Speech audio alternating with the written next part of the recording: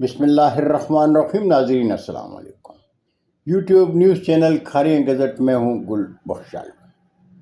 آج کی خبر بعنوان: کھاریاں شہر میں جشن میلاد النبی صلی اللہ علیہ وسلم۔ ناظرین، ماہ ربیع الاول میں کھاریاں شہر عشق مصطفیٰ کی صداؤں میں گونج رہا تھا۔ مساجد میں علماء کرام ولادت مصطفیٰ اور سیرت مصطفیٰ کے مختلف پہلوؤں پر سیر حاصل اظہار خیال کرتے رہے۔ شعراء کرام اور ثنا خوان رسول اللہ صلی اللہ علیہ وسلم کی شان اقدس میں نعتیہ گلہائے عقیدت اور درود السلام پیش کر رہے تھے۔ علماء مصطفیٰ میلاد مصطفیٰ کی محفلوں میں شریک رہے، دلوں میں عشق مصطفیٰ کو سیراب کرتے رہے۔ جشن میلاد کے ان محافل میں ذکر خدا اور ذکر مصطفیٰ کی صداؤں میں شہر بھر کی فضا ولادت مصطفیٰ کی خوشبو میں مہک رہی تھی۔ حضور نبی کریم صلی اللہ علیہ وسلم کی ولادت باسعادت کی تاریخی خوشی میں دین مصطفیٰ کے پروانوں کے چہروں پر مسرت و شادمانے کا اظہار قابل دید تھی۔ 12 ربیع الاول کو ڈوگا کالونی سے حافظ غلام عباس اور مسجد کمیٹی کے چیئرمین چودھری منیر احمد کٹھانہ کی قیادت میں جلوس مرکزی عیدگاہ پہنچا تو صورتحال گزشتہ سالوں کی نسبت مختلف تھی۔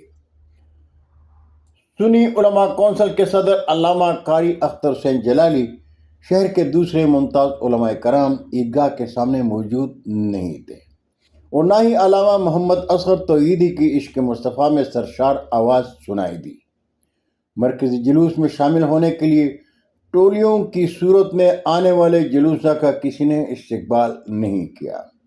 عیدگاہ کے سامنے جی ٹی روڈ پر جلوس کی روانگی کا وہ روایتی منظر بھی نہیں تھا۔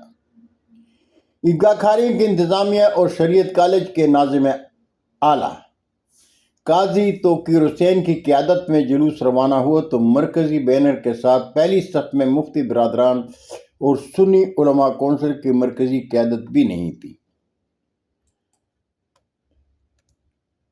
جشن میلاد کا عظیم الشان جلوس گلیانہ روڈ پر سجائے گئے خوبصورت سٹیجوں پر حاضری لگاتے ہوئے انارکلی بازار سے ہوتا ہوا میلاد چوک پہنچا۔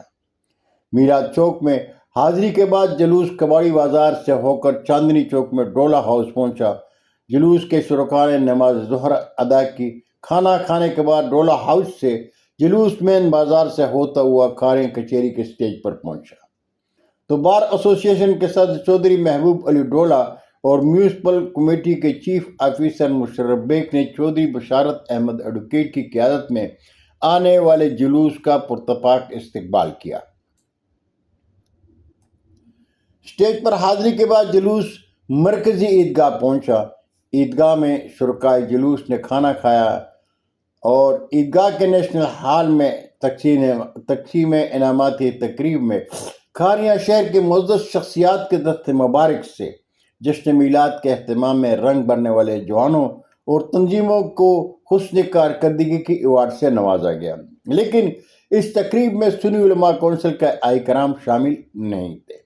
البتہ تقریب میں شریک کچھ شہریوں کے چہروں پر لکھا یہ سوال نظر آیا کہ جشن میلاد کے روایتی جلوس میں شریعت کالج کے قاضی توقیر کو کیوں اہمیت دی گئی، مفتی برادران اور سنی علماء کونسل کو کیوں نظر انداز کیا گیا۔